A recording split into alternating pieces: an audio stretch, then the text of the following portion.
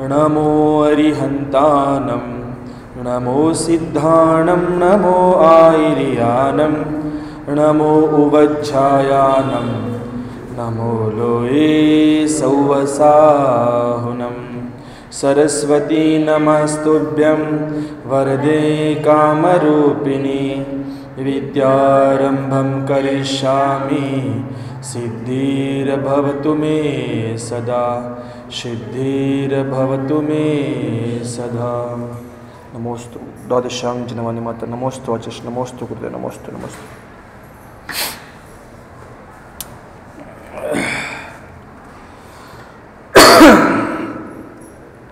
ಸದ್ಧರ್ಮ ಬಂಧುಗಳೇ, ಮಧ್ಯಾಹ್ನದ ಸಮಯದಲ್ಲಿ ಆಚಾರ್ಯ ಭಗವಾನ್ ಅಮಿತ್ ಗತಿ ಸ್ವಾಮಿ ವಿರಚಿತ ಮರಣಕಂಟಿಕಾ ನಾಮಕ ಸಲ್ಲೇಖನ ಅಧಿಕಾರದ ಚರ್ಚೆ ನಡೀತಾ ಇದೆ. ಈ ಅಧಿಕಾರದಲ್ಲಿ ನಿನ್ನೆ ಕೊನೆಯದಾಗಿ ವಾತ್ಸವ್ಯ ಮುನಿ ಮತ್ತು ಆಗಂತುಕ ಮುನಿ ಅಂದರೆ ಸಲ್ಲೇಖನವನ್ನು ಧಾರಣೆ ಮಾಡಿಕೊಳ್ಳೋದಕ್ಕೋಸ್ಕರ ತನ್ನ ಸಂಘ ಬಿಟ್ಟು ಬೇರೆ ಸಂಘದಲ್ಲಿ ಪ್ರವೇಶ ಮಾಡ್ತಾ ಇರುವಂಥ ಆ ಮುನಿಗಳು ಮತ್ತು ಆ ಸಂಘದಲ್ಲಿರುವಂಥ ಮುನಿಗಳು एक दूसरे की क्रिया और चारित्र का बोध होने के लिए ಒಬ್ಬರೊಬ್ಬರೊಳಗಡೆ ಆಗ್ತಾ ಇರುವಂಥ ಆ ಕ್ರಿಯೆಗಳು ಆ ಚಾರಿತ್ರದ ಜ್ಞಾನ ಪ್ರಾಪ್ತಿ ಮಾಡಿಕೊಳ್ಳೋದಕ್ಕೋಸ್ಕರ ವಿವಿಧ ಪ್ರತಿಲೇಖನದಿಂದ अच्छी तरह से ಸಮೀಚೀನ ರೂಪದಿಂದ ಪರಸ್ಪರದಲ್ಲಿ ಪರೀಕ್ಷೆ ಮಾಡುತ್ತಾರೆ ಅನ್ನೋಂಥ ವಿಷಯದ ಬಗ್ಗೆ ನಾವಿಲ್ಲಿ ನಿನ್ನೆ ದಿವಸ ಚರ್ಚೆ ಮಾಡ್ತಾ ಇದ್ದೀವಿ. ಇವತ್ತಿನ ದಿವಸ ಅದೇ ವಿಷಯವನ್ನು ಮುಂದೆ ಇಟ್ಕೊಂಡು आवश्यक क्रिया वात्सव्य मुनियों में है या नहीं, आगंतक मुनि में है या नहीं, 6 आवश्यक क्रियेಗಳು ಸಮತಾ ಸ್ತುತಿ ವಂದನಾ ಪ್ರತಿಕ್ರಮಣ ಪ್ರತ್ಯಾಖ್ಯಾನ ಮತ್ತು ಕಾಯೋತ್ಸರ್ಗ ಅನ್ನುವಂಥ ಈ 6 ಅವಶ್ಯಕ ಕ್ರಿಯೆಗಳು ಅಲ್ಲಿ ಸಂಘದಲ್ಲಿರುವಂಥ ಆ ಮುನಿಗಳಿಂದ ಅಥವಾ ಬೇರೆ ಸಂಘದಿಂದ ಬಂದಿರುವಂಥ ಆ ಮುನಿಗಳು ಆ ಕ್ರಿಯೆಗಳನ್ನು ಮಾಡ್ತಾರೋ ಅಥವಾ ಇಲ್ವೋ ಅನ್ನೋಂಥ ಪರೀಕ್ಷೆ.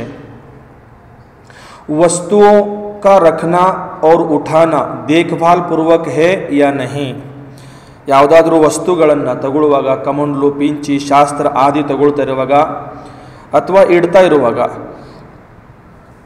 ಅದನ್ನು ನೋಡಿ ಮಾಡಿ ಇಡ್ತಾರೋ ಅಥವಾ ಹಾಗೆ ಎತ್ತಾ ಇರ್ತಾರೋ ಹಾಗೆ ಇಡ್ತಿರ್ತಾರೋ. स्वाध्याय में तत्परता, कमंडलों आदि का शोधन, वार्तालाप, विहार और आहार, इन सब विषयों में ये दोनों परस्पर का निरीक्षण करते हैं.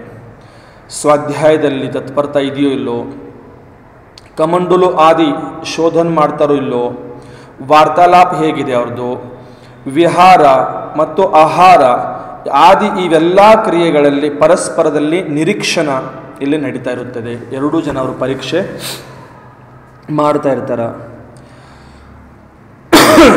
ವಿಶೇಷಾರ್ಥದಲ್ಲಿ ಹೇಳ್ತಾರ, संवर और निर्जरा के लिए मुनिजन सामायिक वंदना, स्तवन, प्रतिक्रमण, प्रत्याख्यान और कायोत्सर्ग इन 6 आवश्यकों को करते हैं. संवर ಮತ್ತು ನಿರ್ಜರೆಗೋಸ್ಕರ ಆ ಮುನಿಗಳು ಸಾಮಾಯಿಕ ವಂದನ, ಸ್ತವನ, ಪ್ರತಿಕ್ರಮಣ, ಪ್ರತ್ಯಾಖ್ಯಾನ ಹಾಗೂ ಕಾಯೋತ್ಸರ್ಗ ಈ 6 ಅವಶ್ಯಕ ಕ್ರಿಯೆಗಳ ಪಾಲನೆ ಅವರು ಮಾಡ್ತಿರ್ತಾರೆ. ಅವಶ್ಯ करने योग्य होने से आवश्यक नाम वाले हैं, ಇದಕ್ಕೆ ಅವಶ್ಯವಾಗಿ ಇದನ್ನು ಮಾಡಲೇಬೇಕು, ಆ ಕಾರಣದಿಂದ ಇದಕ್ಕೆ ಅವಶ್ಯಕ ಅಂತ ಹೇಳಿದ್ದಾರೆ ಈ 6 ಕ್ರಿಯೆಗಳಿಗೆ. ಆಗತ್ ಮುನಿ यह देखता है कि वात्सव्य मुनि सामायिक आदि को शास्त्रोक्त विधि से करते हैं या अथवा नहीं. ಬೇರೆ ಸಂಘದಿಂದ ಬಂದಿರುವಂಥ ಮುನಿಗಳು ಅಲ್ಲಿ ಬಂದು ಸಂಘದಲ್ಲಿ ಪ್ರವೇಶ ಮಾಡ್ತಿರುವಾಗ ಆ ಸಂಘದ ಮುನಿಗಳು ಇಲ್ಲಿ ಸಾಮಾಯಿಕ ಆದಿ ಕ್ರಿಯೆಗಳು ಶಾಸ್ತ್ರೋಕ್ತ ವಿಧಿಪೂರ್ವಕ ಮಾಡ್ತಾರೋ ಅಥವಾ ಇಲ್ವೋ. एवं वास्तव्य मुनि आगत मुनि की उक्त क्रियाओं का निरीक्षण करते हैं, ಅಥವಾ ಅಲ್ಲಿ ಸಂಘದಲ್ಲಿರುವಂಥ ಮುನಿಗಳು ಇಲ್ಲಿ ಹೊರಗಡೆ ಸಂಘದಿಂದ ಬಂದಿರುವಂಥ ಮುನಿಗಳು ಈ ಪ್ರಕಾರ ಉಕ್ತವಾದ ಕ್ರಿಯೆಗಳೆಲ್ಲ ಮಾಡ್ತಾರೋ ಅಥವಾ ಇಲ್ವೋ ಅದರ ನಿರೀಕ್ಷಣೆ ಮಾಡ್ತಿರ್ತಾರ. ಯ ಕೇವಲ ದ್ರವ್ಯ ಸಾಮಾಯಿಕ ಆವರ್ತ भक्ति पाठ आदि ही करता है या भाव सामायिक राग द्वेष के त्याग रूप शुद्ध भाव वाली सामायिक करता है. ಇದು ಬರೀ ದ್ರವ್ಯ ಸಾಮಾಯಿಕ ಮಾಡ್ತಾರೋ ಅಥವಾ ಭಾವ ಸಾಮಾಯಿಕ ಮಾಡ್ತಾರೋ, ಸುಮ್ಮನೆ ಕ್ರಿಯೆಗಳಂತ ಮಾಡ್ತಾರೋ ಅಥವಾ ಭಕ್ತಿಯಿಂದ ಮಾಡ್ತಾರೋ ಆದಿ ಈ ಪ್ರಕಾರದಲ್ಲಿ ಅವ್ರದ್ದು ನಿರೀಕ್ಷಣೆ ನಡೆದಿರುತ್ತೆ. एक तीर्थंकर की स्तुति वंदना में और चतुर्विंश तीर्थंकर स्तुति में भक्ति भाव है या नहीं. ತೀರ್ಥಂಕರರ ಸ್ತುತಿ ವಂದನಾ ಕ್ರಿಯೆಯಲ್ಲಿ ಅಥವಾ ಚತುರ್ವಿಂಶ ತೀರ್ಥಂಕರ ಸ್ತುತಿ ವಂದನಾದಲ್ಲಿ ಭಕ್ತಿ ಭಾವದಿಂದ ಇದೆಯೋ ಅಥವಾ ಇಲ್ವೋ. प्रतिक्रमण केवल पाठ का उच्चारण तो नहीं कर रहा, त्याज पदार्थ में कहीं आसक्ति तो नहीं कर रहा. ಪ್ರತಿಕ್ರಮಣಗಳಿರಲಿ ಅಥವಾ ತ್ಯಾಗ ಮಾಡಿರುವಂಥ ವಸ್ತುಗಳಿರಲಿ ಅದರಲ್ಲಿ ಆಸಕ್ತಿ ಇದೆಯೋ ಇಲ್ವೋ, ಅಥವಾ ಪ್ರತಿಕ್ರಮ ಸುಮ್ಮನೆ ಓದೋದಂತ ಓದ್ತಾ ಇದ್ದಾನೋ ಅಥವಾ ಭಾವಪೂರ್ವಕ ಓದ್ತಾ ಇದ್ದಾರೋ ಅನ್ನೋಂಥ 2 ಜನ ಪರೀಕ್ಷೆ ಮಾಡ್ತಿರ್ತಾರ. ಬಂದಿರೋಂಥ ಮುನಿಗಳು ಮಾಡ್ತಿರ್ತಾರ ಮತ್ತು ಅಲ್ಲಿ ಇರುವಂಥ ಮುನಿಗಳು ಅದನ್ನು ಮಾಡ್ತಿರ್ತಾರ. ಕಾಯೋ ಸರ್ಗ ಮೇ ಶರೀರ ಕಿ ನಿಶ್ಚಲತಾ ಪೂರ್ವಕ ಮನ ಕಿ ನಿಶ್ಚಲತಾ ಹೇ ಅಥವಾ ನಹಿ. ಕಾಯೋ ಸರ್ಗದಲ್ಲಿ ಬರೇ ಶರೀರ ಅಷ್ಟೇ ಸ್ಥಿರವಾಗಿ ಇಟ್ಟುಕೊಂಡಿದ್ದಾರೋ ಅಥವಾ ಮನಸ್ಸು ಕೂಡ ಸ್ಥಿರ ಇದೆಯೋ ಅವ್ರದ್ದು ಅಥವಾ ಇಲ್ವೋ ಅನ್ನುವಂಥದ್ದು ಪರೀಕ್ಷೆ ನಡೀತಾ ಇರುತ್ತೆ. नेत्रों से देखकर पुनः शोधन कर उपकरण आदि को उठाता है या रखता है या नहीं. ನೇತ್ರಗಳಿಂದ ಕಣ್ಣಿಂದ ನೋಡಿ ಯಾವುದಾದ್ರೂ ಉಪಕರಣಗಳನ್ನು ತಗೊಳ್ಳುವಾಗ ಅಥವಾ ಇಡುವಾಗ ನೋಡಿ ಮಾಡಿ ಇಡ್ತಾರೋ ಅಥವಾ ಹಾಗೆ ಇಡ್ತಾರೋ. इन क्रियाओं में जीवों की सुरक्षा करता है या इधर उधर फेंक देता है. ಈ ಕ್ರಿಯೆಗಳನ್ನ ಮಾಡ್ತಾ ಇರುವಾಗ ಆ ಜೀವಿಗಳ ರಕ್ಷಣೆ ಮಾಡುವಂಥ ಭಾವನೆ ಇರುತ್ತೋ ಅಥವಾ ಅಲ್ಲಿ ಬಿಸಾಡ್ತಿರ್ತಾರೋ ಅನ್ನೋಂಥ ಅನೇಕ ಪ್ರಕಾರದ ಪರೀಕ್ಷೆಗಳಲ್ಲಿ ನಡೀತಿರ್ತಾವ. ವಚನ ಕೈಸಾ ಬೋಲ್ತಾ ಹೇ, ತಡ್ರಿ, ವಚನ ಕೈಸೆ ಬೋಲ್ತಾ ಹೇ, ಅವ್ರು ಮಾತಾಡುವಂಥ ವಚನಗಳು ಹೇಗಿರ್ತಾವ, ಅವ್ರು ಮಾತಾಡ್ತಿರೋಂಥ ಶಬ್ದಗಳು ಯಾವ ರೀತಿ ಇರ್ತಾವ.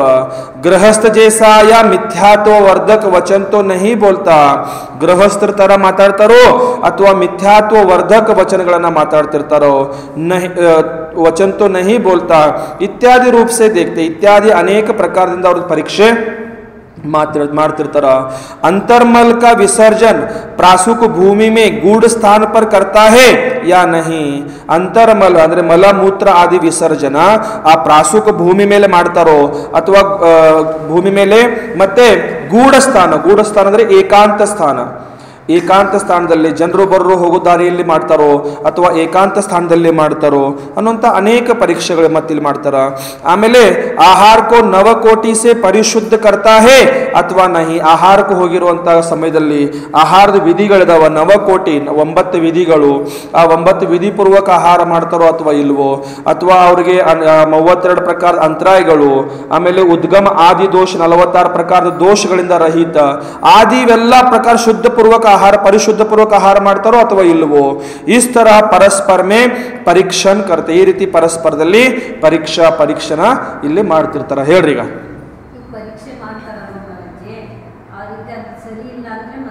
ಕಳಿಸಿಬಿಡ್ತಾರೆ, ಇಟ್ಕೊಳ್ಳಲ್ಲ.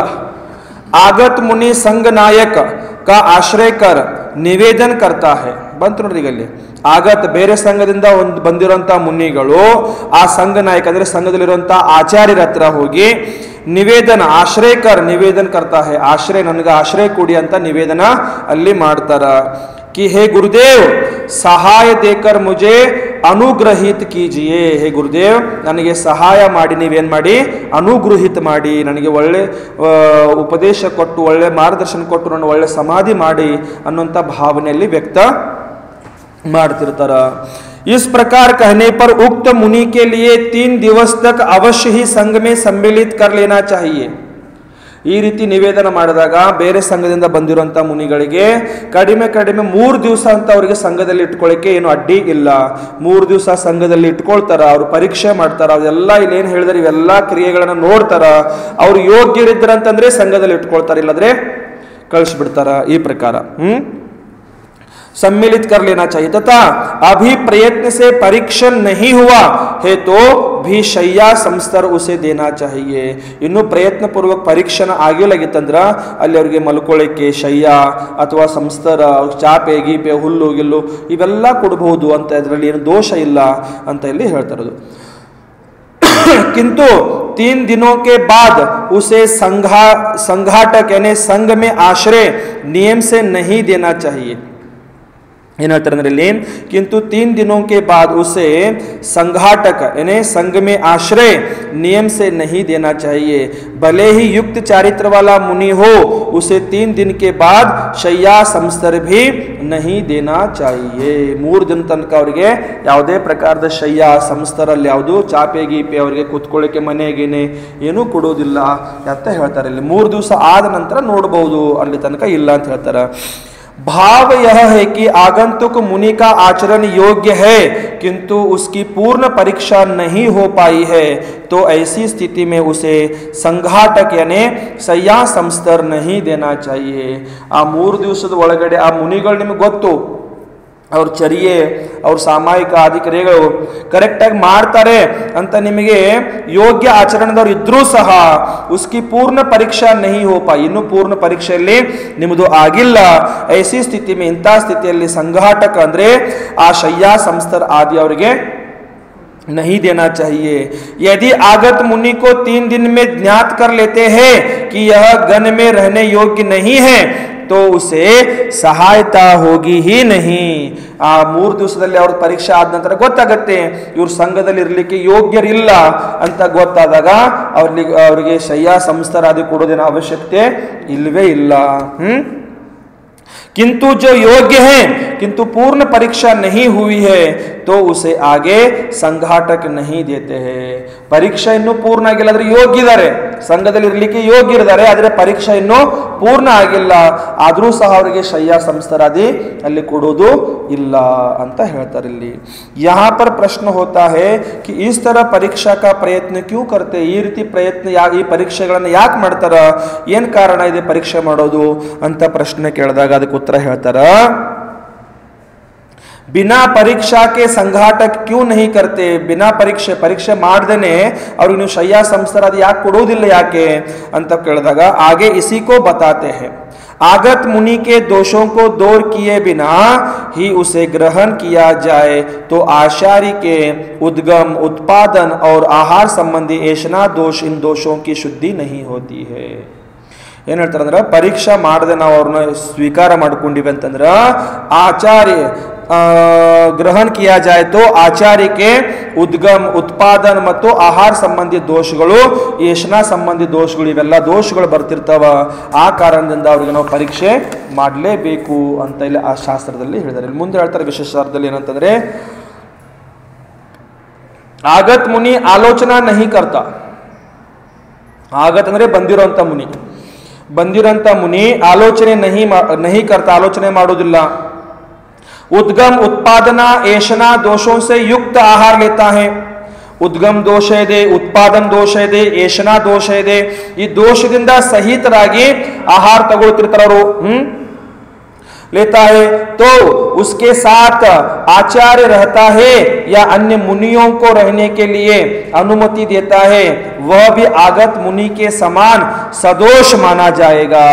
और ಜೊತೆಗೆ ಯಾರು ಆಚಾರ್ಯ ಇರಲಿ ಅಥವಾ ಅನ್ಯ ಬೇರೆ ಯಾರೋ ಮುನಿಗಳಿದ್ರು ಕೂಡ ಅವ್ರಿಗೂ ಸಹ ಆ ದೋಷಗಳು ಬರ್ತಾ ಇರ್ತಾವ ಅಂತ ತಿಳ್ಕೊಳ್ಬೇಕಿಲ್ಲಿ। ಆಗತ್ ಮುನಿ उद्गम आदि दोषों से अशुद्ध हुआ है तथा आलोचना द्वारा अपनी शुद्धि भी नहीं करता है तो उसे संघ से अलग करना ही उचित है। आ ಬಂದಿರಂತ ಮುನಿಗಳು ಉದ್ಗಮ ಆದಿ ದೋಷಗಳಿಂದ ಅಶುದ್ಧರಾಗಿದ್ದಾರೆ, ಮತ್ತೆ ಆಲೋಚನಾ ಆದಿ ಅವರು ಮಾಡಿಕೊಳ್ಳದೆ ಶುದ್ಧಿ ಕೂಡ ಮಾಡಿಕೊಳ್ಳುತ್ತಿಲ್ಲ, ಹಾಗಾದರೆ ಆ ಮುನಿಗಳನ್ನ ಸಂಘದಿಂದ अलग ಅಂದ್ರೆ ಹೊರಗಡೆ ಹಾಕೋದೇ ಉಚಿತ ಇದೆ। अन्यथा उसके साथ रहने से स्वयं आचार्य तथा संघ उसी प्रकार उद्गम आदि दोषों से युक्त आहार ग्रहण कर लेगा।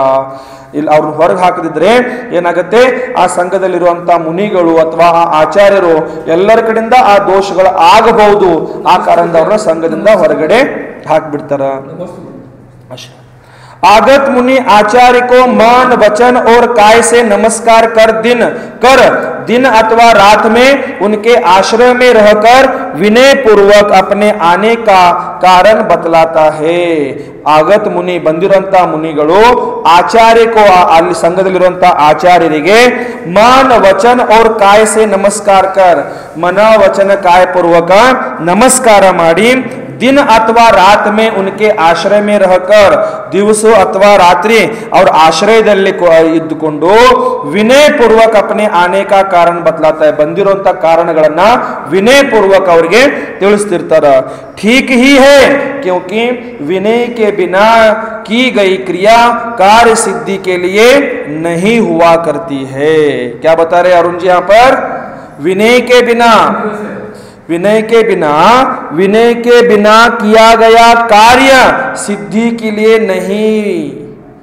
नहीं होता है, सिद्धि नहीं प्राप्ति होती वहां पर। इसलिए वो आए हुए मुनि ಬಂದಿರುವಂತ ಮುನಿಗಳು ಏನ್ ಮಾಡ್ತಾರ, ಆ ಆಚಾರ್ಯರಿಗೆ ವಿನಯ ಪೂರ್ವಕ ಭಕ್ತಿ ಪೂರ್ವಕ ನಾನು ಏನಕ್ಕೆ ಬಂದಿದ್ದೀನಿ, ಯಾವ ಕಾರಣದಿಂದ ಬಂದಿದ್ದೀನಿ ಅನ್ನುವಂತ ಎಲ್ಲಾ ಕಾರಣಗಳನ್ನು ಅವ್ರಿಗೆ ಹೇಳ್ತಾರ। जो अपने शल्य को दूर करना चाहता है, ತಮ್ಮಲ್ಲಿರುವಂತ ಶಲ್ಯ ತಮ್ಮಲ್ಲಿರುವಂತ ಏನು ದೋಷಗಳಿದಾವ ಆ ದೂರ ಮಾಡ್ಕೊಳ್ಬೇಕಾಗಿತ್ತಂದ್ರ विहार से थका हुआ है ऐसा वह आगत मुनि पहले दिन विश्राम करता है। ಪ್ರಥಮ ದಿನ ಬಂದ ನಂತರ ವಿಶ್ರಾಂತಿಗೆ ಬಿಟ್ಬಿಡ್ತಾರ ಅವರನ್ನ। ಯಾವುದೇ ಅವ್ರಿಗೆ ಟೆನ್ಷನ್ ಕೊಡಲ್ಲ, ಯಾವುದೇ ಕೇಳೋದು ಹೇಳೋದು ಕೊಡೋದು ತಗೊಳ್ಳೋದು ಏನೂ ಇರಲ್ಲ ಅವ್ರಿಗೆ। ಫುಲ್ ಒಂದ್ ದಿವಸ ವಿಶ್ರಾम ಕೊಡ್ತಾರ ಅವರು। पश्चात दूसरे या तीसरे दिन वहां के आचार्य के समीप उपस्थित होता है। ಎರಡನೇ ದಿವಸ ಅಥವಾ ಮೂರನೇ ದಿವಸ ಅಲ್ಲಿರುವಂತ ಆ ಆಚಾರ್ಯರ ಹತ್ರ ಹೋಗಿ ಏನ್ ಮಾಡ್ತಾರ, ಉಪಸ್ಥಿತರಾಗಿ ಬಿಡ್ತಾರ। ठीक ही है क्योंकि प्रारंभ किए हुए कार्य को साधु जन भूलते नहीं। ಪ್ರಾರಂಭ ಮಾಡಿರುವಂತಹ ಕಾರ್ಯಗಳನ್ನ ಸಾಧು ಜನರು ಮರೆಯೋದಿಲ್ಲ, ಅದನ್ನ ನೆನಪಲ್ಲಿ ಇಟ್ಕೊಂಡಿರ್ತಾರ। ಭೂಲ್ತೆ ನಹೀ ಹೇ ಅರ್ಥಾತ್ जिस कार्य के लिए आए हैं उसका विस्मरण नहीं होने देते। ಯಾವ ಕಾರ್ಯದಗೋಸ್ಕರ ಬಂದಿದಾರ ಅದನ್ನ ವಿಸ್ಮರಣ ಅವರು ಮಾಡ್ಕೊಳ್ಳೋದಿಲ್ಲ। यहाँ आगत मुनि का कार्य आचार्य निकट अपना अभिप्राय निवेदन करना एवं आलोचना करना है। ಇಲ್ಲಿ ಬಂದು ಅವ್ರು ಏನ್ ಮಾಡ್ತಾರ ಅಂತಂದ್ರೆ ಆಗತ್ ಮುನಿಗಳು ಆ ಆಚಾರ್ಯರ ಹತ್ರ ಹೋಗಿ ತನ್ನ ಅಭಿಪ್ರಾಯಗಳನ್ನ ನಿವೇದನ ಮಾಡಿ ಆಲೋಚನೆ ಮಾಡ್ಕೊಳ್ತಾರ। ನನಗೆ ಸಂಘದಲ್ಲಿ ಇರ್ಕೊಳ್ಳಿಕ್ಕೆ ಜಾಗ ಕೊಡಿ, ನನಗೆ ಸಲ್ಲೇಖನ ಮಾಡಿಸಿ, ನನ್ನ ಸಮಾಧಿ ಮರಣ ಮಾಡಿಸಿ, ನನಗೆ ಉತ್ಕೃಷ್ಟ ಮರಣ ಆಗಲಿ, ನನ್ನಲ್ಲಿ ಆಗಿರುವಂತಹ ದೋಷಗಳು, ನಾನು ಇಷ್ಟು ದೋಷ ಮಾಡಿದ್ದೀನಿ, ಇಷ್ಟು ಪಾಪಗಳಾಗಿದ್ದಾವ, ಇಷ್ಟು ಕ್ರಿಯೆಗಳ ತಪ್ಪಾಗಿದ್ದಾವ, ನನ್ನ ಆಚರಣೆದಲ್ಲಿ ಇಷ್ಟು ದೋಷ ಆಗಿದ್ದಾವ, ಆದಿ ಎಲ್ಲಾ ಪ್ರಕಾರದ ಆಲೋಚನೆಗಳನ್ನ ಆ ಆಚಾರ್ಯರ ಹತ್ರ ಮಾಡ್ತಾರ। ಆ ಆಚಾರ್ಯರು ಅವರಿಗೆ ಯೋಗ್ಯವಾದ ಪ್ರಾಯಶ್ಚಿತ್ತ ವಿಧಿ ವಿಧಾನಗಳ ಪೂರ್ವಕ ಅವ್ರನ್ನ ಸಂಘದಲ್ಲಿ ಅವ್ರು ಯೋಗ್ಯರಿದ್ದರಂತಂದ್ರೆ ಅವ್ರನ್ನ ಸಂಘದಲ್ಲಿ ಪ್ರವೇಶ ಮಾಡ್ಕೊಳ್ತಾರ, ಇಲ್ಲದಿದ್ರೆ ಅವ್ರನ್ನ ಅಲ್ಲಿಂದ ಕಳಿಸ್ಕೊಡ್ತಾರ ಅಂತ ತಿಳ್ಕೊಳ್ಬೇಕು। ತಾಳ್ಮೆ ಇತ್ತಂದ್ರೆ ಎಲ್ಲ ಸಿಗ್ತಿತ್ತು ನೋಡ್ರಿ, ತಾಳ್ಮೆನೇ ಇರಲ್ಲ, ಏನು ಮಾಡೋದು? ಹೌದಿಲ್ಲ? ತಾಳ್ಮೆ ಇತ್ತರೆ ಎಲ್ಲ ಸಿಗ್ತಿದೆ, ತಾಳ್ಮೆ ಇಲ್ಲದ್ರೆ ಏನು ಸಿಗಲ್ಲ। ಈ ಪ್ರಕಾರ ಮಾರ್ಗನ ಸೂತ್ರ ಸಮಾಪ್ತ ಆಗತ್ತೆ। ಇಲ್ಲಿ ಯಾವ ಸೂತ್ರ ಸಮಾಪ್ತ ಆಗತ್ತೆ? ಮಾರ್ಗನ ಸೂತ್ರ ಸಲ್ಲೇಖನಾದಿ ಅಧಿಕಾರ ಇಲ್ಲಿಗೆ ಸಮಾಪ್ತ ಆಗತ್ತೆ। ಒಂದ್ಸರ್ತಿ ಕಾಯೋಸರ್ಗ ಜಪ ಮಾಡಿ ಮುಂದೆ ಮತ್ತೆ ಪ್ರಾರಂಭ ಮಾಡುವ।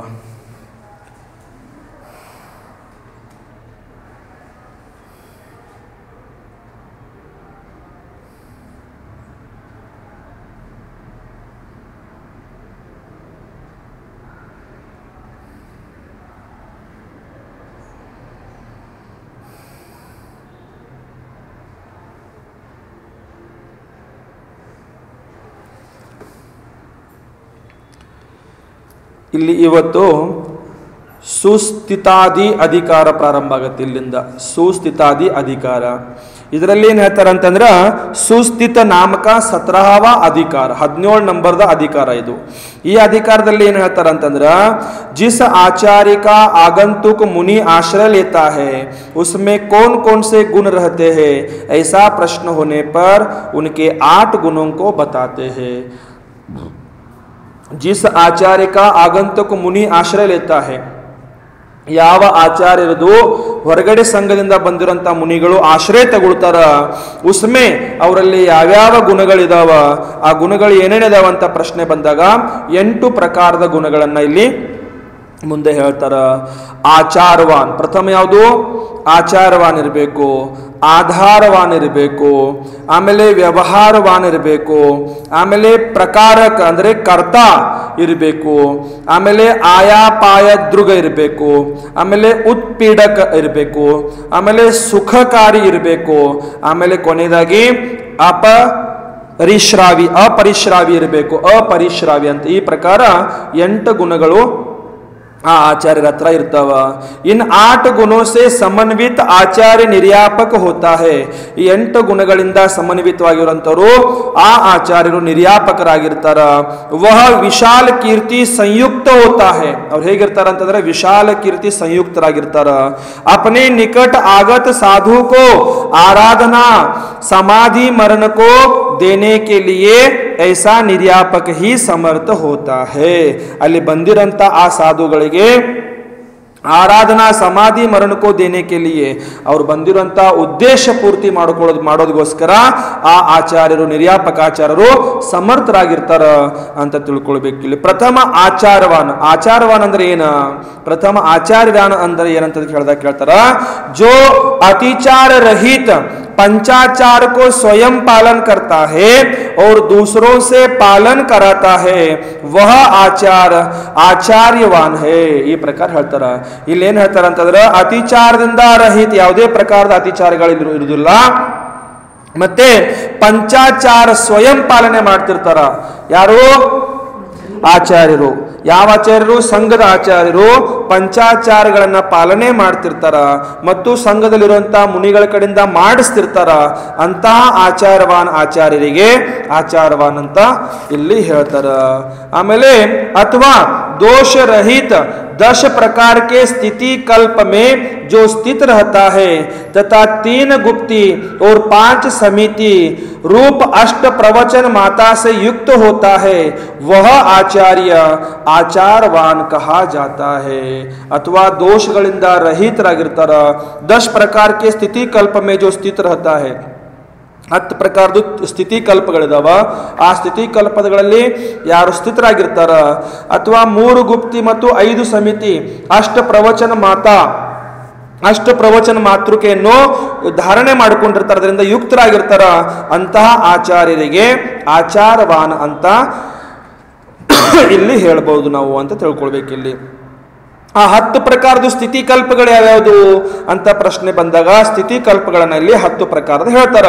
10 ಪ್ರಕಾರ का ಸ್ಥಿತಿ ಕಲ್ಪ बतलाते हैं. ಅಚಲಕತ್ವ, ಉದ್ದಿಷ್ಟ, ಶಯ್ಯಾ ತ್ಯಾಗ. ಪ್ರಥಮ ಯಾವುದು? ಅಚಲಕತ್ವ ಅಂತ ಹೇಳ್ತಾರ. ಅಚಲಕತ್ವ ಅಂದ್ರೆ ನಗ್ನತ್ವ. ಆಮೇಲೆ ಉದ್ದಿಷ್ಟ ಶಯ್ಯಾ ತ್ಯಾಗ. ಉದ್ದಿಷ್ಟ ಅಂದ್ರೇನ? ಸಂಕಲ್ಪ ಪೂರ್ವಕ ನಾನು ಅಲ್ಲೇ ಮಲ್ಕೊಳ್ತೀನಿ, ಅಲ್ಲೇ ಕೂತ್ಕೊಳ್ತೀನಿ, ಅದೇ ನಂದು ಮಂಚ, ಈ ರೀತಿ ಇರೋಂಗಿಲ್ಲ ಅವ್ರದ್ದು. ಅವ್ರಿಗೆ ಎಲ್ಲಿ ವ್ಯವಸ್ಥೆ ಇರುತ್ತೆ ಅಲ್ಲಿ ಹೋಗಿ ಅವರು ವಿಶ್ರಾಮ ಮಾಡ್ತಿರ್ತಾರ. ಉದ್ದಿಷ್ಟ ಶಯ್ಯಾ ತ್ಯಾಗ ಅಂತ ಹೇಳ್ತಾರೆ ಅದಕ್ಕೆ. ಆಮೇಲೆ 3ನೇದು ಉದ್ದಿಷ್ಟ ಆಹಾರ ತ್ಯಾಗ ಅಂತ ಹೇಳ್ತಾರ. 3ನೇದು ಯಾವುದು? ಉದ್ದಿಷ್ಟ ಆಹಾರ ತ್ಯಾಗ ಅಂತ ಹೇಳ್ತಾರ. 4ನೇದು ರಾಜಪಿಂಡ ತ್ಯಾಗ ಅಂತ ಹೇಳ್ತಾರ. 4ನೇದು ಯಾವುದು? ರಾಜಪಿಂಡ ತ್ಯಾಗ. ಮುಂದೆ ಅದ್ರ ಬಹಳ ಒಳ್ಳೆ ರೀತಿಯಿಂದ ವಿಶ್ಲೇಷಣೆ ಕೊಟ್ಟಿದ್ದಾರೆ ಇಲ್ಲಿ ಮುಂದೆ ಅವರು.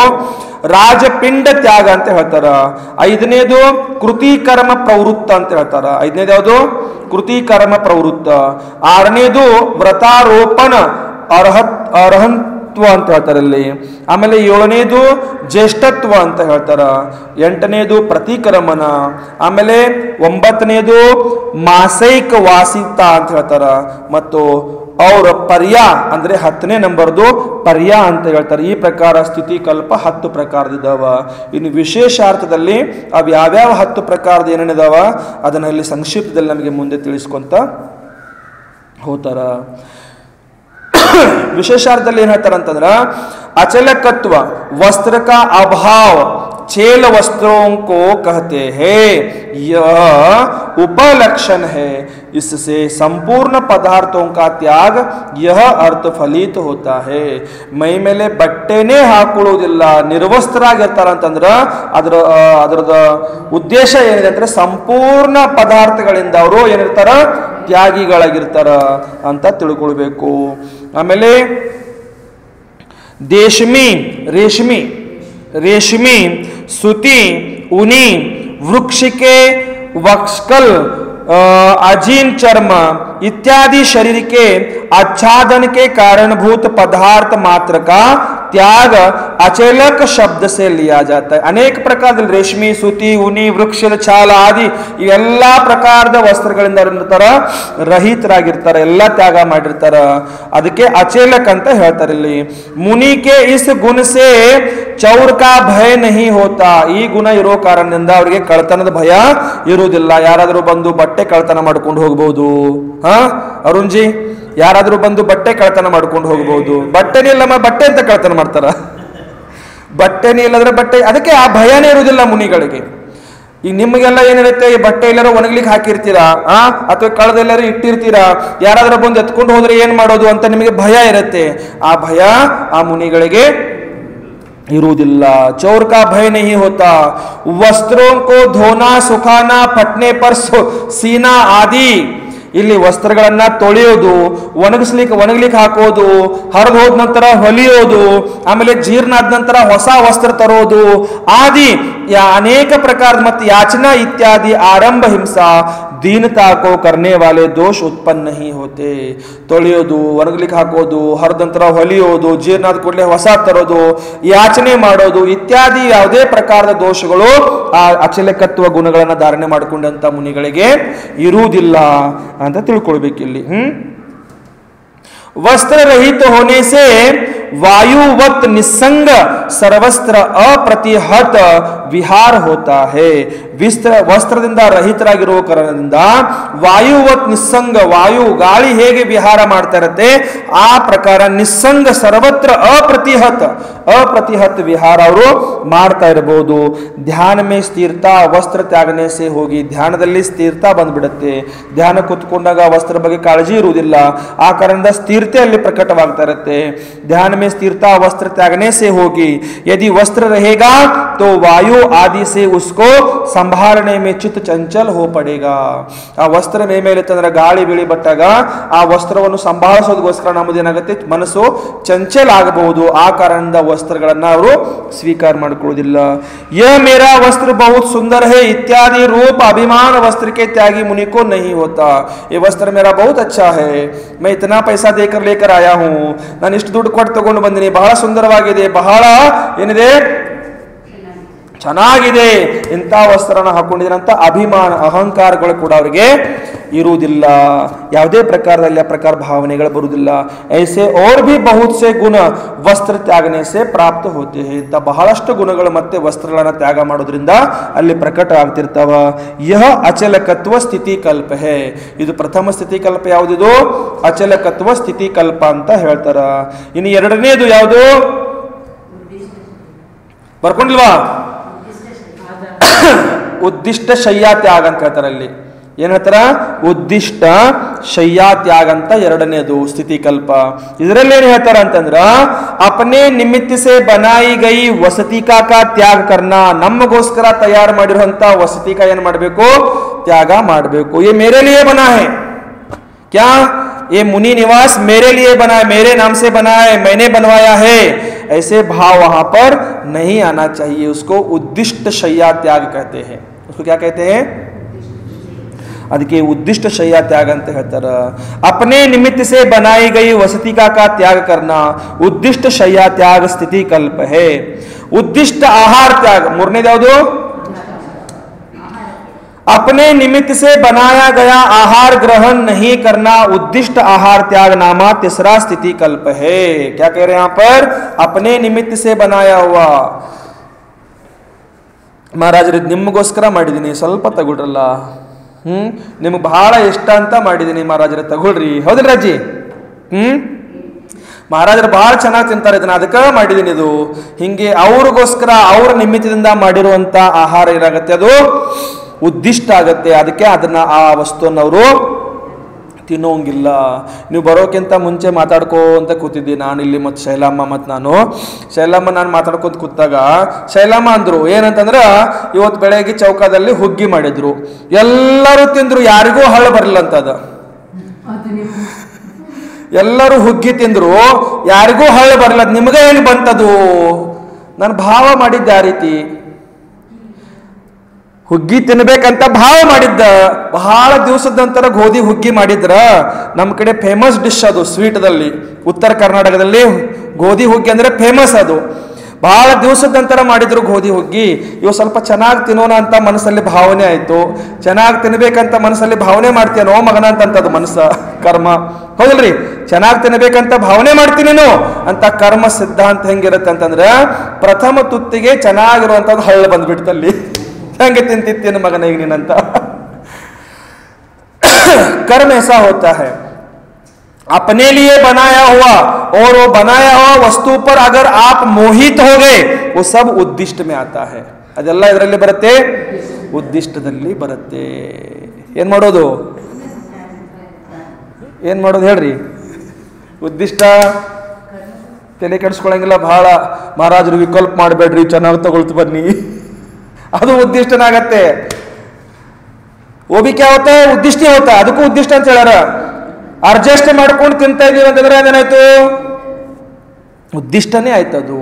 ಆ ಪ್ರಕಾರ ತಗೊಳ್ಳಬಾರ್ದು ಮುನಿಗಳು ಅಂತ ಹೇಳ್ತಾರ. ಐದನೇದು ಯಾವುದು? ನಾಲ್ಕನೇ ನಂಬರ್ದು. ಬರ್ಕೊಳ್ಬೇಕಲ್ಲ, ಬರ್ಕೊಂಡಿಲ್ಲ ಅಂತ ಹೇಳ್ತಾರ. ಒಂದೇ ಸರ್ತಿ ಹೇಳಿದಿರ್ತಿದ್ವಿ, ಎರಡೆರಡು ಸರ್ತಿ ಹೇಳ್ತಾರ ಅದನ್ನ. राजपिंड त्याग. राजपिंड त्याग यानी क्या? यहां पर बताते हैं, राजा के यहां पर आहार ग्रहण नहीं करना राजपिंड त्याग कहलाता है. ರಾಜ ಮಹಾರಾಜರ ಮನೆಯಲ್ಲಿ ಚೌಕ ಮಾಡಿದ್ರಲ್ಲಿ ಆಹಾರ ಸ್ವೀಕಾರ ಮಾಡ್ಕೊಳ್ಳಕ್ಕೆ ಹೋಗೋಂಗಿಲ್ಲ. राजा के यहां पर आहार ग्रहण नहीं करना राजपिंड त्याग कहलाता है. राजा के यहाँ आहारार्थ मुनि प्रवेश करने पर वहां कोई उन्मत्त दास दासी उपहास कर सकते हैं. उन्मत्त ಅಂದ್ರೆ ना, उन्मत्त ಅಂತಂದ್ರೆ ಮದ ಬಂದಿರುವಂತ, ಅಂದ್ರೆ ಮೋಹಿತರಾಗಿರುವಂತ, ಅಥವಾ ಅವರಿಗೆ ಏನು ಧರ್ಮದ ಬಗ್ಗೆ ಮಾಹಿತಿ ಇಲ್ಲ ಅಂತ ದಾಸ ದಾಸಿಗಳು ನಿಮ್ಮದ ಹಾಸ್ಯ ಮಾಡಬಹುದು, ನಿಮ್ಮನ್ನು ನೋಡಿ ಅವ್ರು ನಗಾಡಬಹುದು, ನಿಮ್ ನಿಂದೆ ಮಾಡಬಹುದು. ಆ ಕಾರಣದಿಂದ ಆ ದಾಸ ದಾಸಿ ಇರುವಂತ ಆ ಮನೆಯಲ್ಲಿ ಅವರು ಏನಾಡಲ್ಲ, ಪ್ರವೇಶ ಆಹಾರಗೋಸ್ಕರ ಮಾಡುವುದಿಲ್ಲ. सकते हैं. रत्नों के बहुमूल्य पदार्थ वहां रखते हैं, उनका कोई अन्य अपहरण करे और दोषारोपण मुनि पर आवे कि यही राजमहल में आया था.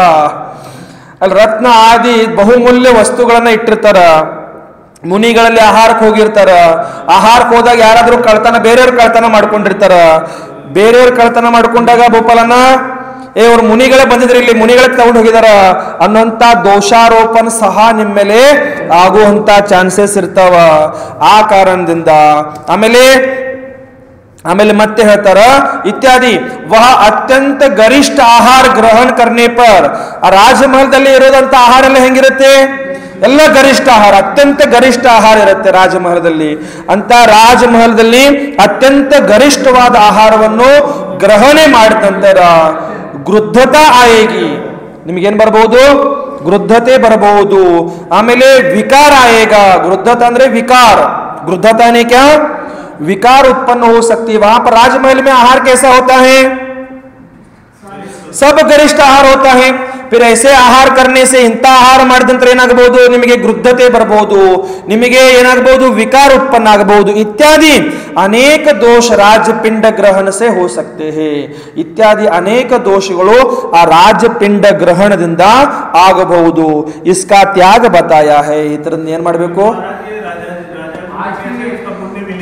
ये साधु के लिए बता रहे हैं. वो भी कौन, सुनो ना, वो भी कौन से साधु के लिए बता रहे हैं? जो सल्लेखना के लिए तैयार रहता है. अभी सल्लेखना लेने वाले हैं, ऐसे साधु की चर्या है यहाँ पर चल रहा है. और ये ऐसे वो आचार्य रहते हैं ना, जो सल्लेखना देने वाले आचार्य, उनमें जो स्थिति कल्प है 10 प्रकार के स्थिति कल्प, ये 10 प्रकार के स्थिति कल्प में ये भी आता है. वो आचार्य वहां पर नहीं जाते आहार करने के लिए. कौन से आचार्य? जो सल्लेखना देने वाले रहते हैं, ऐसे आचार्य ऐसे राजमहलों में आहार करने के लिए नहीं जाते. महाराज जी, अभी आज के युग में राजा की परिभाषा क्या है? पैसे वाले धनी ज्यादा, हाँ वही कटेगा भी। जिनके घर में स्टॉक वगैरह क्यों? अरे झोपड़पट्टी में भी आहार बनता है, क्यों नहीं होता? छोटे छोटे गांवों में जब हम विहार करते हैं अरुण जी, वहां पर छोटे छोटे गांवों में झोपड़पट्टियों में भी आहार बनाते हैं। शहर में तो क्यों नहीं रहता? गांव में भी रहते हैं, बड़े बड़े सेठ जी रहते हैं, वहां पर क्यों नहीं रहते? छोटे छोटे गांव में भी बड़े बड़े श्रीमंत लोग रहते हैं, उनके यहाँ पर भी दास दासी लोग काम करने वाले रहते हैं, उनके यहाँ पर भी ऐसे रत्न आदि सोने चांदी के बर्तन रहते हैं। जो स्थिति कल्प में है वो नहीं जा सकते, जो स्थिति कल्प में है वो नहीं जा सकते, बाकी के जा सकते हैं।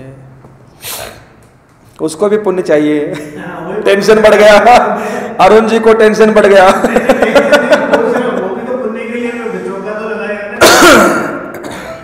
नहीं, उद्देश्य क्या बताया यहाँ पर? अगर वहां पर जाएंगे तो ये सब दोष वहां पर उत्पन्न हो सकते हैं। तो अगर ये दोष हो गए उनसे, नहीं हुआ होगा,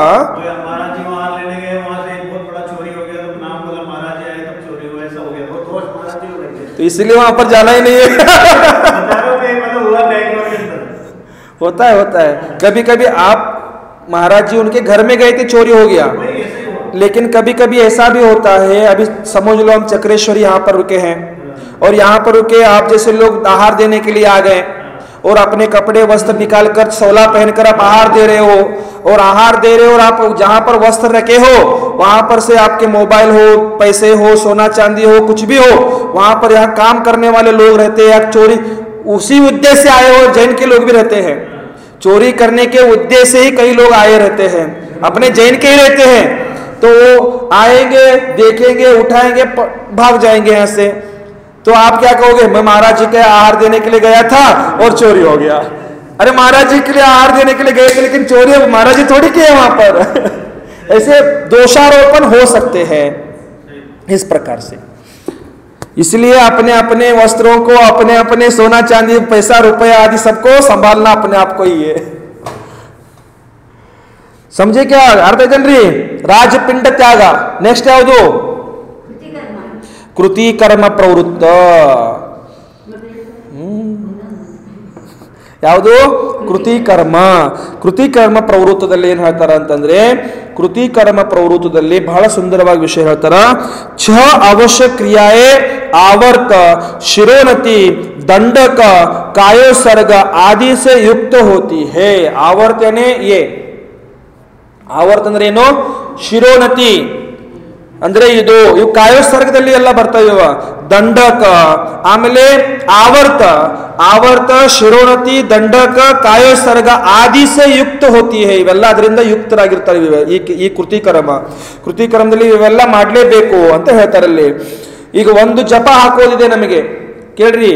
ಪ್ರತಿಕ್ರಮಣ ಮಾಡ್ತಾ ಇರುವಾಗ ನಾವು ಅತಃ ಪೌರಾಣಿಕ ನಾವು ಬೆಳಗ್ಗೆ ಮಾಡ್ತಾ ಇರೋದು, ರಾತ್ರಿಕ ಅಥವಾ ಸಂಜೆ ಮಾಡ್ತಾ ಇರೋದು ದೈವಸಿಕ.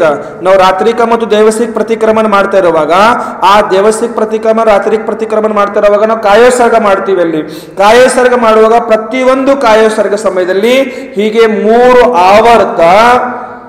ಆವರ್ತ ಒಂದು ಶಿರೋನತಿ ಜಪ ಹಾಕೋದು. 9 ಸರ್ತಿ ಜಪ ಆದ ಕೂಡಲೇ ಮತ್ತೆ 3 ಆವರ್ತ ಮತ್ತು ಒಂದು ಶಿರೋನತಿ. ಹೀಗೆ ಇವೆಲ್ಲ ಹೇಳ್ತಾರೆ. ಇವೆಲ್ಲ ಕೃತಿಕರ್ಮದಲ್ಲಿ ಬರ್ತಾವ. ಈ ಕೃತಿಕರ್ಮ ಮಾಡ್ತಾ, ನಿಮಗೂ ಕೃತಿಕರ್ಮಗಳಿವೆ ನೋಡ್ರಿ, ನಿಮ್ ಶ್ರಾವಕರಿಗೂ ಕೃತಿಕರ್ಮಗಳಿದಾವೆ. ಯಾವ್ಯಾವುದು ಹೇಳ್ರಿ? ಯಾವ್ಯಾವುದು? ಕುಟ್ಟೋದು, ಬೀಸೋದು, ತೊಳೆಯೋದು, ಒರೆಸೋದು, ಝಾಡಿಸೋದು, ಇವು ನಿಮ್ಮ ಕೃತಿಕರ್ಮಗಳು. ಇವೆಲ್ಲ ನಮಗೂ ಕೃತಿಕರ್ಮಗಳು ಇರ್ತಿರ್ತಾವ ಈ ಪ್ರಕಾರ. युक्त होती है. उन सबको यथा विधि करना कृतिकर्म प्रवृत्ति है. यथा विधि पूर्वक ಯಾವ ರೀತಿ ಇದೆ ಅದೇ ರೀತಿ ನಾವು ಮಾಡಬೇಕಾದ್ರೆ कृतिकर्म प्रवृत्ति ಅಂತ ಹೇಳ್ತಾರೆ. ಅಥವಾ चारित्र संपन्न मुनि का, गुरु का, अपने से बड़े मुनि का विनय करना कृतिकर्म है. ಚಾರಿತ್ರ ಸಂಪನ್ನ ಮುನಿಗಳು ಬಂದಿದಾರ, ನಮ್ಗಿಂತ ದೊಡ್ಡವರಿದಾರ, ಮುನಿಗಳು, ಗುರುಗಳಿದಾರ. ಅಂತಹ ಗುರುಗಳದು ನಾವು ವಿನಯ ಮಾಡೋದು, ಅಂತ ಮುನಿಗಳದ್ದು ನಾವು ವಿನಯ ಮಾಡೋದು ಅಂದ್ರೆ ಕೂಡ ಅದರಿಂದ ಕೃತಿ ಕರ್ಮ ಇದೆ ಅಂತ ಹೇಳ್ತಾರ. ಪ್ರವೃತ್ತತ್ವ ಸ್ಥಿತಿ ಕಲ್ಪ. ಮತ್ತೆ ನೆಕ್ಸ್ಟ್ ಯಾವುದು?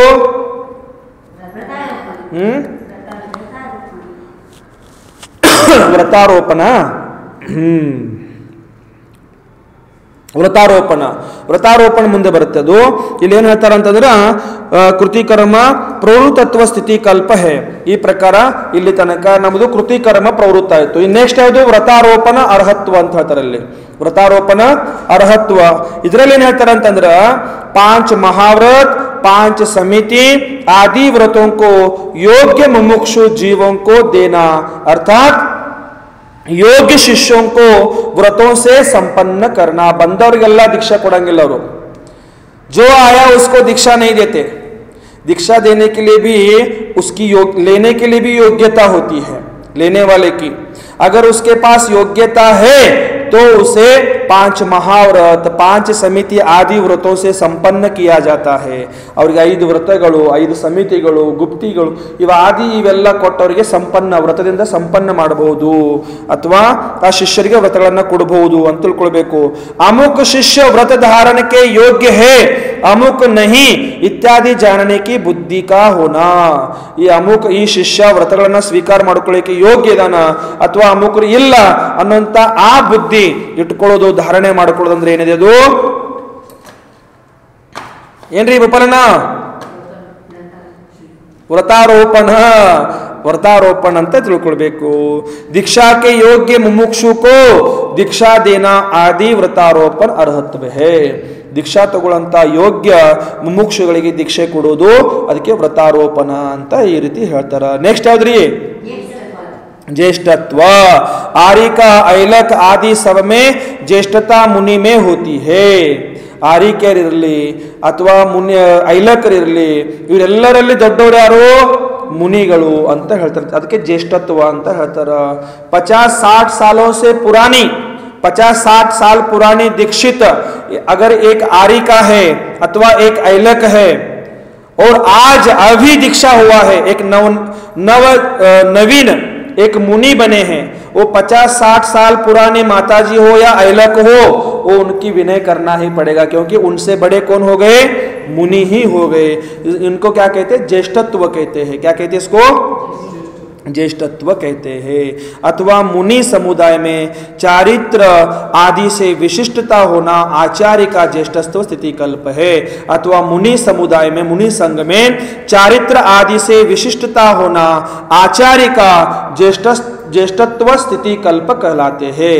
ಅಂದ್ರೆ ಆ ಮುನಿಗಳ ಸಂಘದಲ್ಲಿ ಇರುವಂತ ಚಾರಿತ್ರವಾನ ಆದಿ ಇಂಥ ವಿಶಿಷ್ಟ ಗುಣಗಳಿಂದ ಸಹಿತರಾಗಿರುವಂತ ಆಚಾರ್ಯರಿಗೂ ಜ್ಯೇಷ್ಠತ್ವ ಸ್ಥಿತಿ ಕಲ್ಪ ಅಂತ ಇಲ್ಲಿ ಹೇಳ್ತಾರ. ನೆಕ್ಸ್ಟ್ ಪ್ರತಿಕ್ರಮ. ನೆಕ್ಸ್ಟ್ ಯಾವ್ದ್ರಿ? ಪ್ರತಿಕ್ರಮ. ಎಷ್ಟನೇ ನಂಬರ್ದು ಇದು ಪ್ರತಿಕ್ರಮ? 8ನೇ ನಂಬರ್ದು. ಇದರಲ್ಲಿ ಏನ್ ಹೇಳ್ತಾರ ಅಂತಂದ್ರ दैविक रात्रिक पाक्षिक आदि प्रतिक्रमणों में तत्परता प्रतिक्रमण स्थिति कल्प है. ಅದು ದೇವಸಿಕ ಇರಲಿ ರಾತ್ರಿಕ ಇರಲಿ ಅಥವಾ ಪಾಕ್ಷಿಕ ಇರಲಿ ಇವೆಲ್ಲ ಪ್ರತಿಕ್ರಮಣಗಳನ್ನು ಅವ್ರು ಏನ್ ಮಾಡ್ತಿರ್ತಾರ? ತತ್ಪರತೆಯಿಂದ ಸಮಯಕ್ಕೆ ತಕ್ಕವಾಗಿ ಆ ಪ್ರತಿಕ್ರಮಣಗಳನ್ನು ಅವರು ಮಾಡ್ತಿರ್ತಾರ. ಅದಕ್ಕೆ ಪ್ರತಿಕ್ರಮಣ ಸ್ಥಿತಿ ಕಲ್ಪ ಅಂತ ಹೇಳ್ತಾರ. ಅದಕ್ಕೆ ಏನಂತ ಹೇಳ್ತಾರ? ಪ್ರತಿಕ್ರಮಣ ಸ್ಥಿತಿ ಕಲ್ಪ ಅಂತ ಹೇಳ್ತಾರ. ಆಮೇಲೆ ಮಾಸಿಕ ಚರ್ಯಾಗ ಹೋದ್ರು ಡಯಟ್ ಮಾಸಿಕ ಮಾಸೈಕ ಅರ್ಥ ಆಯ್ತಾ? ಈ 3 ಅಕ್ಷರದ ಶಬ್ದ ಐತೆ ನೋಡ್ರಿ. ಮಾಸೈಕ ಅಂತ ಹೇಳ್ತಾರೆ. ಅದಕ್ಕೆ ಮಾಸೈಕ ಅಂದ್ರೇನ? मासिक वासिता अंद्रे चातुर्मास से अन्य दिनों में एक स्थान पर एक मास से अधिक नहीं रहना मासिक वसिता है. ಚಾತುರ್ಮಾಸ ಆದ ನಂತರ ಒಂದು ಸ್ಥಾನದಲ್ಲಿ ಒಂದು ತಿಂಗಳದಕ್ಕಿಂತ ಜಾಸ್ತಿ ಅಲ್ಲಿ ಇರೋಂಗಿಲ್ಲ. ಅಲ್ಲಿಂದ ವಿಹಾರ ಮಾಡಿ ಹೋಗ್ತಿರ್ತಾರ.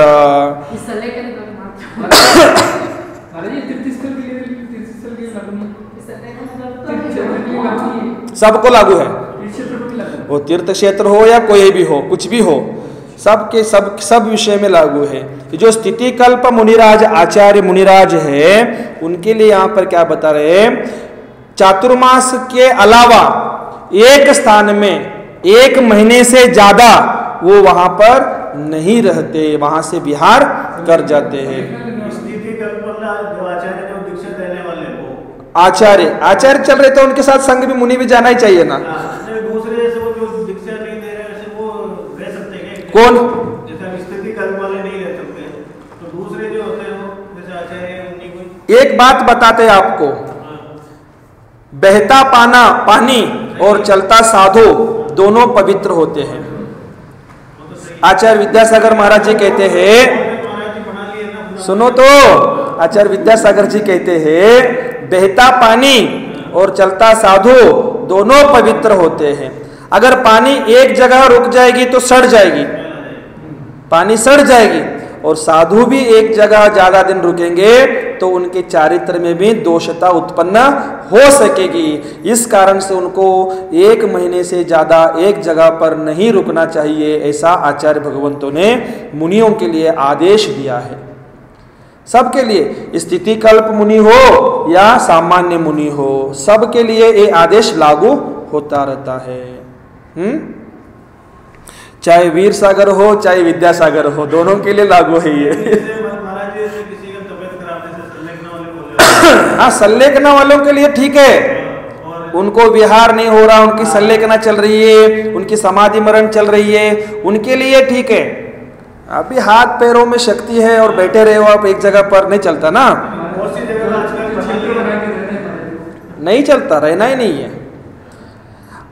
हाँ, और एक समझना है यहाँ पर आपको, अभी कई कई क्षेत्र बनाकर रह रहे हैं, क्यों रह रहे हैं उसके पीछे का उद्देश्य भी जानना है।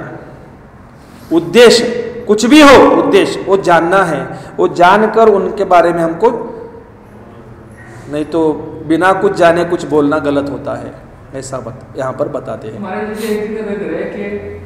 वापस बिहार करके आ जाते हैं। हाँ, वो तो ठीक है। तो जैसे 5-10 किलोमीटर में ही आके वापस आ गए, मतलब ऐसा किसको मायाचार कर रहे हो आप?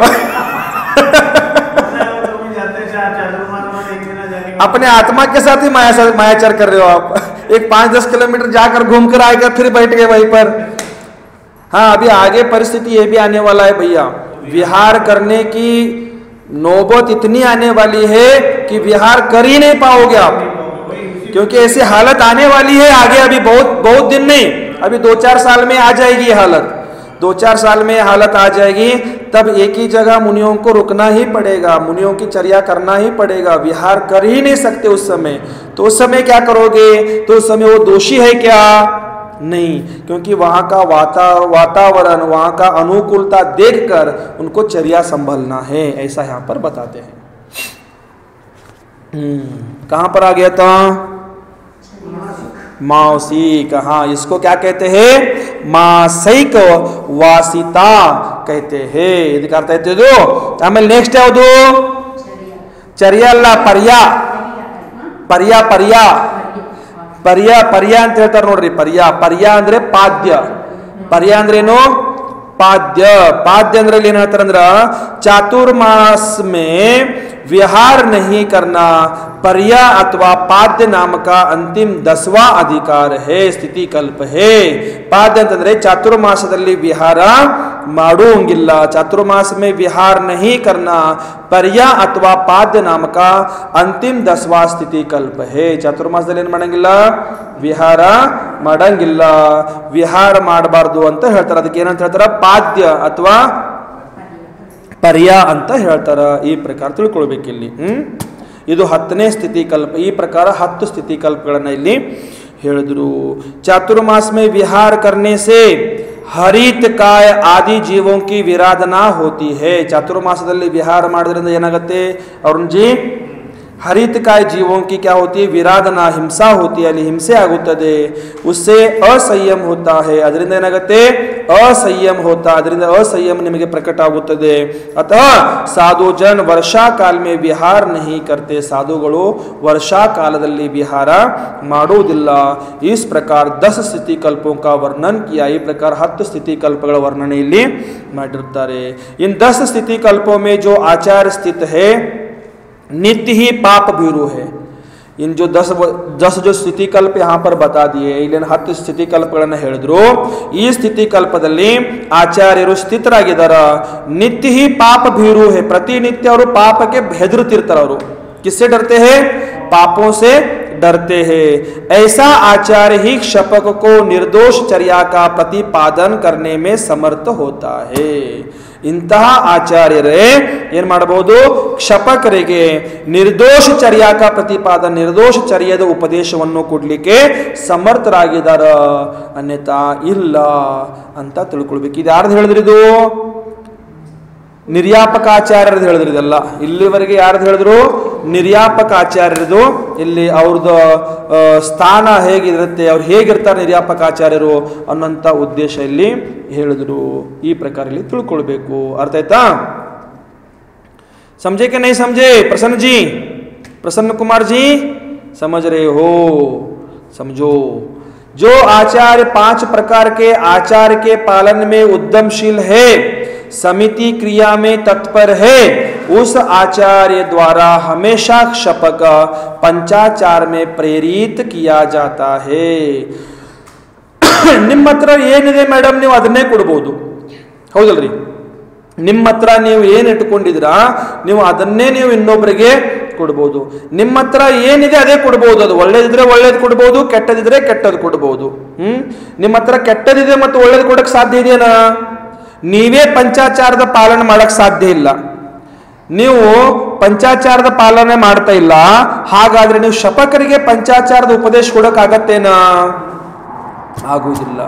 एक बार क्या हो गया था, एक बच्चा था, बहुत मीठा खाता था, गुड़ खाता था, वो बहुत गुड़ खाता था.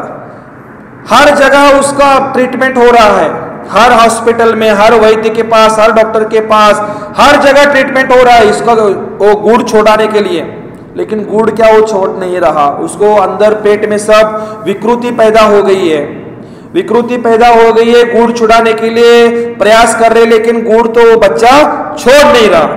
आखिरी उपाय करने के लिए एक मुनि महाराज जी के पास लेकर आ गए उसको. एक महाराज जी के पास लेकर आ गए और महाराज जी को बोला कि महाराज जी, ये बहुत गुड़ खाता है, ये गुड़ खाने से इसके पेट में एक विकृति पैदा हो गई है, इसका ऑपरेशन करना पड़ेगा, पेट फाड़ना पड़ेगा. अभी क्या करे, आप ही उपाय बताइए. 15 दिन के बाद आ जाना बोला महाराज जी ने. क्या बोला? 15 दिन के बाद आ जाओ आप. तो 15 दिन के बाद फिर गए बच्चे को लेकर उनके माता पिता महाराज जी के पास. महाराज जी उस बच्चे के खांधे पर हाथ रख दिए और ऐसे एक चक्कर मारकर घूम कर आ गए और बोला कल से गुड़ नहीं खाना, ठीक है ना? बच्चा बोला ठीक है महाराज जी, मैं नहीं खाऊंगा कल से. और बच्चा गुड़ खाना ही छोड़ दिया. बच्चा गुड़ खाना ही छोड़ दिया.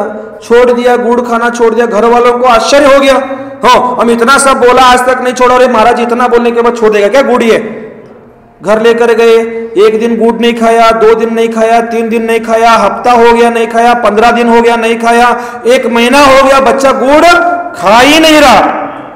घर वालों को बहुत बड़ी आश्चर्य हो गई. वो भागते आ गए महाराज जी के पास. महाराज जी को पूछने लगे, महाराज जी आपने क्या किया इसको, कैसा दवा पिला दिया इसको, कैसा गुट्टी खिला दिया इसको, गुड़ खाना ही छोड़ दिया? तो महाराज जी ने बोला, जब आप 15 दिन पहले आए थे तब मैं भी गुड़ खाता था. क्या करता था मैं? मैं भी गुड़ खाता था. तो मैं गुड़ खा रहा हूं, इसको त्याग करने की नहीं बोल सकता मैं. 15 दिन के बाद आ जाओ बोला मैंने. तो पहली बार आने के बाद मैंने बोला 15 दिन के बाद आ जाओ. तो 15 दिन मैंने गुड़ का त्याग कर दिया. गुड़ तो मैंने अभी सर्वथा संपूर्णता त्याग कर दिया. तब आपके बच्चों को बोला गुड़ का क्या शरीर के ऊपर असर होता है, मैंने आपके बच्चों को समझाया. तो बच्चा सुन लिया और बच्चा गुड़ छोड़ दिया. इतना ही है. बच्चा गुड़ छुड़ाने के लिए पहले महाराज जी को गुड़ त्याग करना पड़ा. बाप सिगरेट पीता है और बच्चे को बोलता है सिगरेट मत पियो. बच्चा छोड़ेगा क्या? मैं थोड़ा टेस्ट करूंगा बोलेगा वो. बाप के पीछे ऐसी हालत हो जाती है. बाप सब पाप कृत्य करेगा और बच्चे को बोलेगा तुम पाप मत करो. बच्चा बिना कह रह पाएगा क्या? वो नहीं रह पाएगा. हाँ हो जल रही. ಮೊಬೈಲ್ ಹಂಗ ನೋಡ್ರಿ, ತಂದೆ ತಾಯಿ ಮೊಬೈಲ್ 24 ಗಂಟೆ ಕೈಯಲ್ಲಿ ಹಿಡ್ಕೊಂಡು ಕೊಂಡವ್ರು, ಮತ್ತು ಮಕ್ಕಳಿಗೆ ಹೇಳೋದು ಮೊಬೈಲ್ ಹಿಡಿಬೇಡಿ ಅಂತ. ಮೊಬೈಲ್ ಬಿಡ್ತಾವ ಅವು, ನಮ್ಮ ಅಪ್ಪ ಹಿಡ್ತಾರ, ನಾನ್ಯಾಕೆ ಬಿಡ್ಬೇಕ, ನಾನು ಸ್ವಲ್ಪ ಹಿಡಿದು ನೋಡ್ತೀನಿ. ಏನ್ ಮಾಡುದ್ರಿ ಶೈಲಮ್ಮ ಹೇಳ್ರಿ, ಏನ್ ಮಾಡುದು?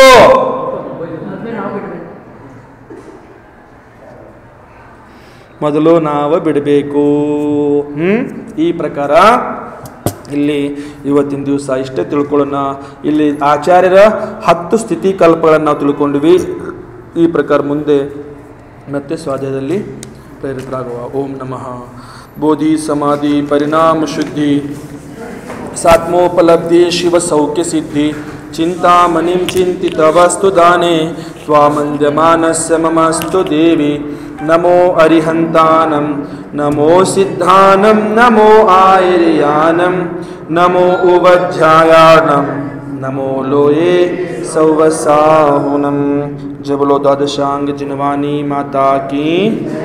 परम पूज्य महाराज की जय।